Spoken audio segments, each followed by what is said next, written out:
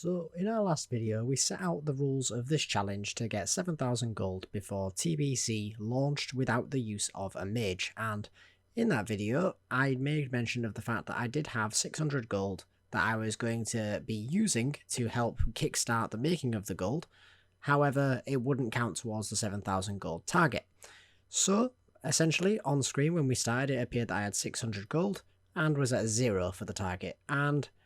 spoiler alert, at the end of this episode we're actually going to have gone backwards, and that is because we are going to have invested some of our gold in order to be able to do some crafting. Now, unfortunately, I did have an issue with corruption of my video when I was doing the crafting, but we will go over what we spent and also what we crafted at the end of the video, so stick around for that one. But do know that that is why we will end up about 60 gold down at the end of this video. But hopefully you'll see that it was well worth it when we show you what we have on the auction house at the end. Now, when it came to farming, however, as soon as we'd got all of our crafting done, we went straight back to Tier's Hand, which you will have noticed I did in the previous episode as well.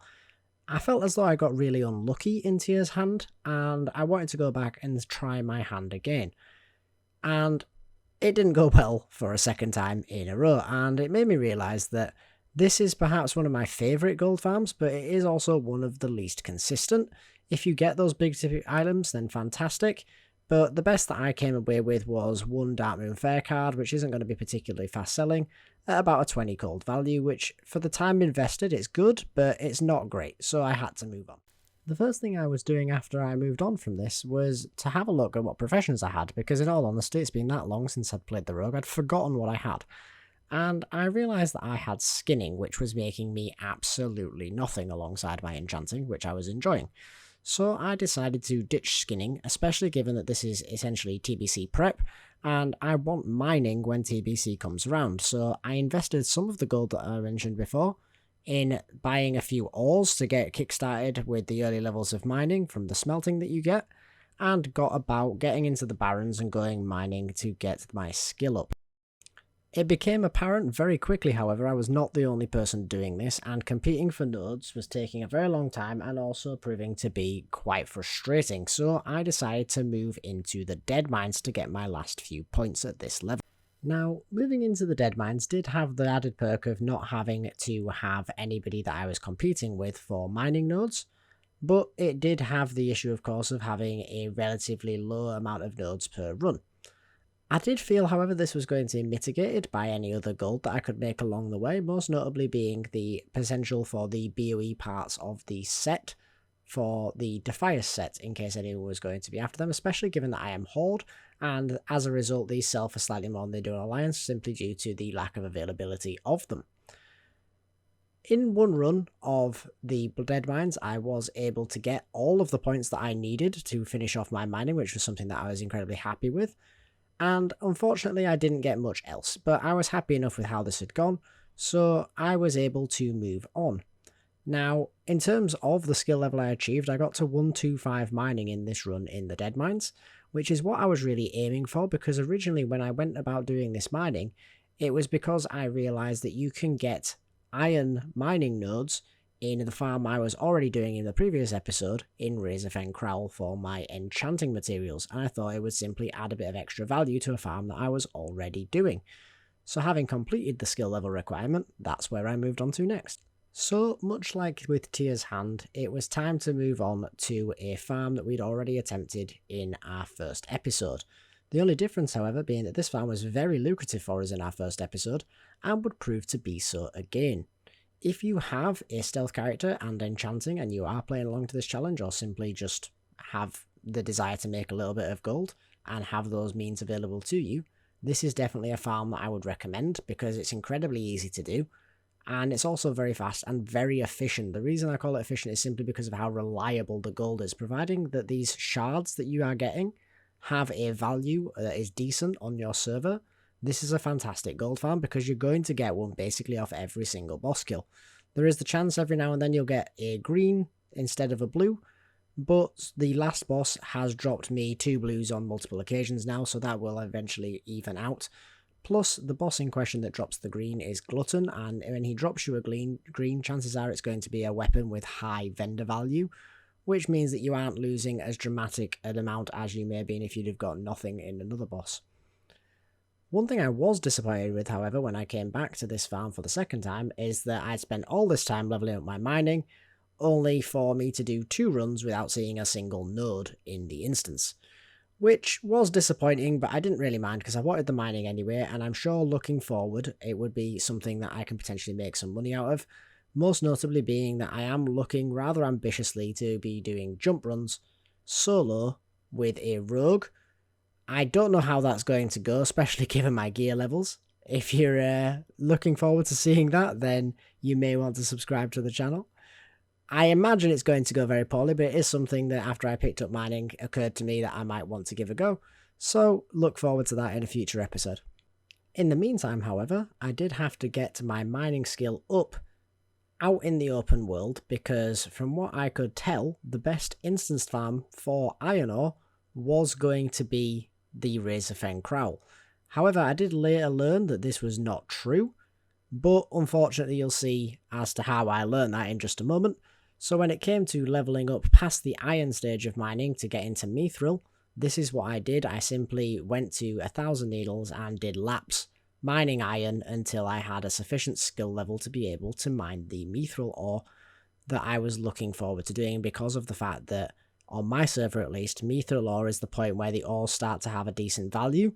All of the copper and iron and tin that I had mined so far had majoritarily been simply vendored, apart from, you may notice in the bottom left corner of my screen, anything that was relevant to supplying myself with the materials I was going to need to power level jewel crafting on TBC's release. Now, I haven't decided what I'm playing in TBC yet, nor have I decided what professions any given characters are going to have, but I do know that I am going to want a jewel crafter at some point. So I figured if I got in there nice and early, maybe I could make a bit of gold off it in early TBC, and I thought I would stock up on the materials required to power level straight to 300 while I could. So I got what materials I could while leveling mining, and anything that I achieved the goals for was put in my store or my rogue, with the rest being sold either vendor or auction house.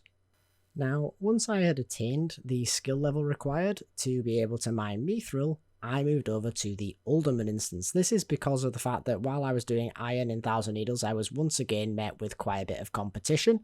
and that is something that I really hate. Wherever possible, you're going to see me farming in instances. I just don't like being in the open world and competing with others. It's just not something I enjoy, so instance farming tends to be the way that I choose to go.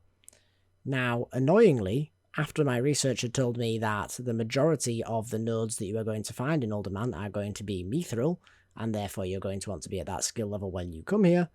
in my experience there was more iron and this iridium, I think it's called, ore that seems to be unique to this instance. Now, the ore itself didn't seem like it was going to sell for a lot, but it did give me skill ups to mine it, so I did proceed to mine it all the way through the instance. And all I did here was simply go through the entirety of the instance, kill the bosses that were in my way because they were going to give me blues that again could disenchant, much like in Razorfen Crowl for the same shards, or at least have a chance to do so, open any treasure chests that I found, and then simply leave and reset. It actually only took me very few attempts, in all honesty, to reach my goal in here on my mining, which was to get to a sufficient standard where I could train to the final tier of mining so that I wasn't risking losing skill points while farming. Now, unfortunately, the next section, once again, I had an issue with the corruption of my footage, so I'll continue to show you Alderman. But essentially all I did was head back to Orgrimmar, train my mining skill, and then proceed to the Blasted Lands to mine mithril there for my skill ups. This was quite slow and tedious, and I'll be honest, I don't enjoy leveling mining in Classic, particularly at the latter stages, but I was able to make quite a lot of gold doing so, and you will see when we move over to my bank tune to have a look at the money that we've made in this part of the challenge, that I did actually attain quite a lot of mithril ore, and hopefully some gold as a result of it. So, like I alluded to earlier, we have technically made a dip in our gold from the start of this episode, due to the investments that we made, both in terms of leveling our mining, although this was actually very negligible because of the price of the ores that we purchased to smelt to get our mining skill up. Majoritarily, about 100 gold or so was spent on materials that we were using for alchemy and for our tailoring on our alts in order to craft items to sell on the auction house. These are going to have massive returns for us, hopefully, in terms of profit margin comparative to what we've spent. In the meantime, we have made that small dip, but when we have a look at what we have in our inventory and on the auction house, you'll see that hopefully it was very much worth it. So taking a very quick glance, this is our inventory simply in terms of things that we didn't put up on the auction house because the prices weren't right at the time, or we already had too much on the auction house. You'll see we have got an awful lot of mithril ore, the associated stones, some iron ore, and a few enchanting materials. But the big things here that we've got in our bags are going to be those lips that you see at the bottom in the consumable section, as well as all of this armor. This is all tailoring armor that we crafted, mostly from the Shadow Weave set and the Dream Weave set. And these are the pieces that we weren't able to put on the auction house because we'd already had too much on the auction house. Speaking of, let's take a look at our auction house, what we've got on there and how much value it's going to have for us. So the first thing that we're going to notice on here is going to be the fact that our posted auctions have a total value of 635 gold. And this is all from things that we have farmed during the time that you've seen in these episodes, or in parts where the footage has been corrupted in our Blasted Lands part of the session, or things that we have crafted from the materials that we purchased just at the start of this episode. As you can see, we've got an awful lot of crafted items on this list, most notably going to be in the form of the Shadow Weave set, our Elixirs of the Mongoose, which are what set us back the majority of the money that we spent on materials. We're also going to have, of course, our small Radiant Shards that we have an awful lot of from doing our farm in Razorfen Crawl. We're going to have some Elixirs of Greater Agility, some enchanting mats that we picked up from disenchanting some of the greens that we got in Tier's Hand, and then an awful lot of mining materials that we've got while leveling up our mining. Pretty much as you would expect, but I think the big takeaway here is the value that we have there at 635 gold from our initial roughly 100 gold investment. But that's going to about do it for today's video, guys. I do hope that you enjoyed the video. If you did, please do consider subscribing to the channel and let me know down below if you have any suggestions of farms you'd like to see or different layouts or things that you want to see in the video that maybe I haven't made too obvious for you. Let me know down below, and I hope to see you in the next one. Later.